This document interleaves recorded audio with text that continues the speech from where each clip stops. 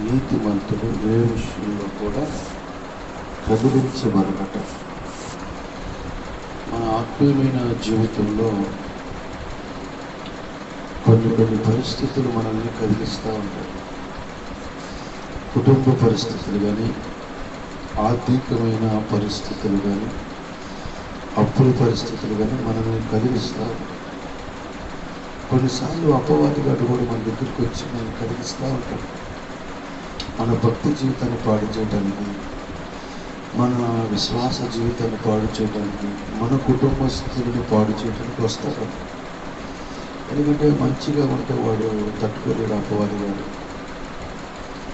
నువ్వు అపవాదిగాడికి భయపడిపోయి లోబడిపోయి ప్రతి విషయంలో నువ్వు కదిలించబడుతున్నావేమో. ఈరోజు దేవుడితో మాట్లాడుతున్నాడు, నువ్వు దేనికి భయపడాల్సిన అవసరం లేదు. నేను నిన్ను ప్రతి విషయంలో కూడా నీకు మేలు చేసే దేవుడిని. నీవు దేంట్లో కదిలిపోతున్నావో ఆ కదిలిపోతున్న వాటి నుంచి నిన్ను విడిపిస్తాను.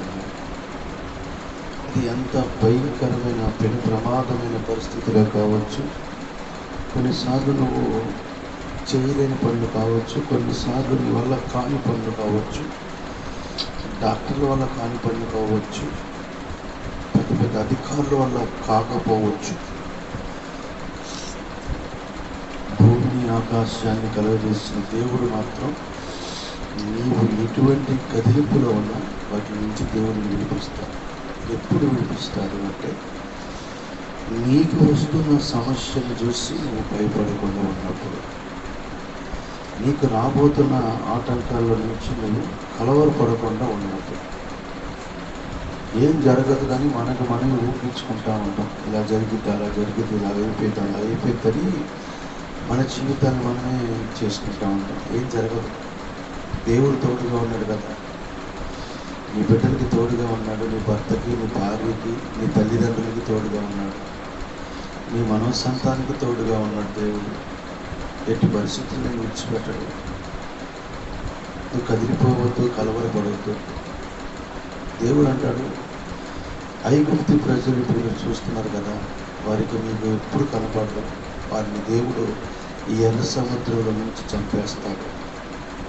మీరు ఈ యొక్క సముద్రంలో నడుచుకుంటూ అవతలికి మీరు వెళ్తారు. ఎందుకంటే నేను నడిపిస్తాను కదా. మీరు సముద్రం చూసి ఎందుకు కదిలిపోతున్నారు? వెనకమాలో ఉన్న ఫరో సైన్యం చూసి ఎందుకు కదిలిపోతున్నారు? కదలొద్దు, మీరు నేను మార్గాన్ని చూపిస్తాను. దేవుడు అన్నట్టుగానే మార్గం చూపించాడు. మరి నీ అప్పుడు పరిస్థితులు ఎందుకు కదిలిపోతున్నావు? నీ కుటుంబ పరిస్థితులు ఎందుకు కదిలిపోతున్నావు? నీ అనారోగ్యమైన పరిస్థితులు ఎందుకు కదిలిపోతున్నావు?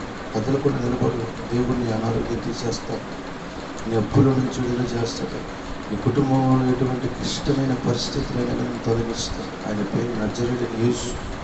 అందుకే ఆయన అంటాడు, నీతిమంతుడు కదిలించగలడు.